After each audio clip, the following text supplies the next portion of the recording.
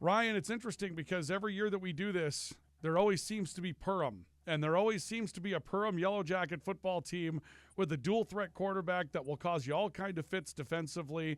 I mean, it's just they are sort of a machine that does it the same way all the time. So they're familiar and yet they're unfamiliar every single year, I guess might be the way to go about describing it.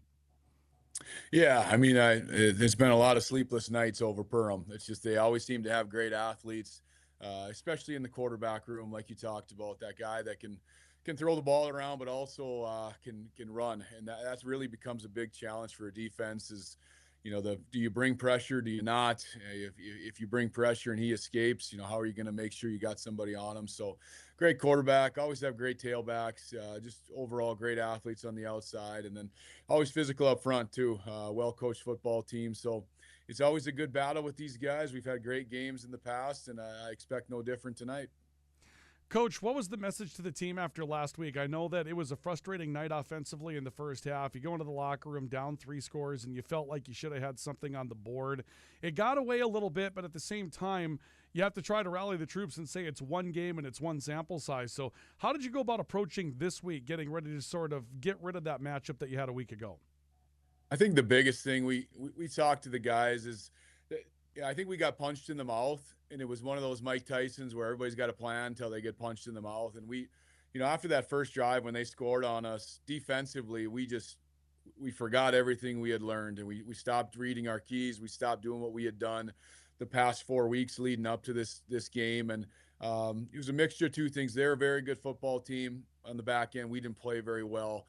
And I think this week we probably spent more time on film than we ever have, because I think when you see it and when you can watch it and when you can get taught again, I think that was really beneficial for our guys. So ton of time on that game. A lot of times we have the mindset of moving the game, but Chris Kleiman said this week too, like if we don't fix these things, they're just going to keep coming up. You can't sweep them under the rug.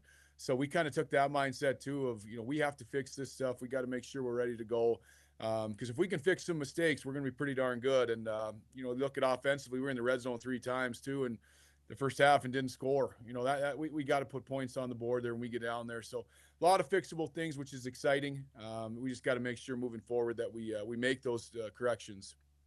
Let's break down those trips into the red zone, Coach. You don't have to take them individually, but just all told, when you think about it, your offense is designed for some misdirection. It's designed to pound the football. You did those things. You get into the scoreable area, and then you come away without points.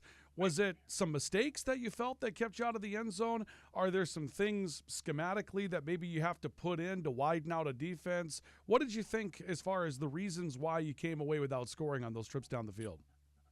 Yeah, well, 2 of them were, we were in pretty good position. Then we snapped it over our head twice, and now all of a sudden you're looking at 3rd and 20, 3rd and 18, and it's that changes everything, changes your whole game plan. Then you go forward on 4th down, don't get it, and then the mindset of your football team is just completely different than you were in 3rd and 1. So those 2 things, and then the other one was right before half. We actually had a pass interference call with no time left, so we had one more play, hit our guy right in the hands and dropped it. So I mean, right there, that's 3. Even if you get field goals out of those, you're sitting in a better feeling going into half. So the positive thing, obviously, was we're moving the football on one of the best teams in the state of Minnesota that has a great chance to do something special this year. It's just, close doesn't work. You got to make sure you finish those things, and that's been a point of emphasis all summer, all fall. Is when we get in that area, we need points and we got to put them on the board. So I look tonight for our offense to finish those drives.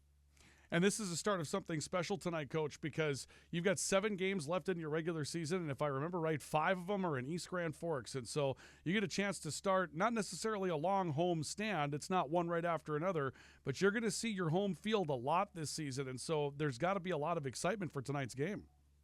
Absolutely. Yeah, we've got a great fan base. We got a community that supports us, and we pack that place every game. And you look at the weather, and it doesn't matter with East Grand Forks. People are going to come out. People are going to support, cheer hard. So we love playing on our turf. We love playing in front of our fans. So we're extremely excited to get home and play tonight against a good football team.